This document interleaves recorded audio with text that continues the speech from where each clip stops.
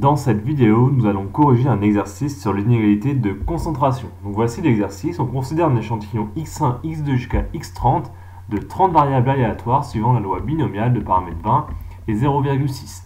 Donc grand M, c'est la moyenne de ces échantillons. Donc x1 plus x2 plus x30, le tout divisé par 30. Variable aléatoire moyenne de l'échantillon. Donc justifier que la probabilité en valeur absolue de m-12 supérieure ou égale à 4, elle est minorée cette probabilité par 0,01. Donc on va utiliser, comme on l'a vu en début de vidéo, l'inégalité de concentration, parce que je vous rappelle, l'inégalité de concentration, ça utilise la moyenne d'un échantillon, donc là ça tombe bien. On veut calculer une proba dans laquelle il y a la variable aléatoire moyenne.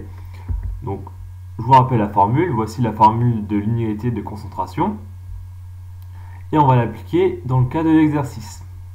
Alors, du coup, M, c'est bon, on l'a. Hein. M, c'est la variable aléatoire moyenne.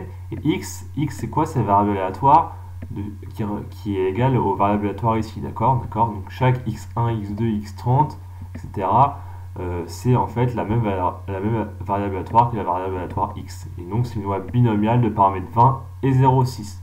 Donc, on va avoir besoin de l'espérance de X et de la variance. Donc, il faut calculer l'espérance de cette loi binomiale et la variance de cette loi binomiale. Donc, ça tombe bien. Donc x, on sait que c'est une loi binomiale de paramètres 20 et 0,6. Donc du coup, on peut calculer l'espérance. On a une formule, hein, l'espérance d'une loi binomiale, c'est n fois p. Donc j'utilise la formule de l'espérance d'une binomiale. Donc n fois p, on calcule 20 fois 0,6, ça fait 12. Et pareil, variance de x, on a une formule. Variance de x pour une loi binomiale, c'est n fois p fois 1 moins p. Donc du coup, on va faire 20 fois 0,6 fois 0,4. Et quand on calcule ça, on va obtenir 4,8. Donc on a l'espérance, on a la variance. Bon bah maintenant on peut appliquer l'inégalité correctement, il suffit juste de remplacer tout ce qu'il y a dans l'inégalité. Normalement on devrait aboutir à quelque chose comme ça.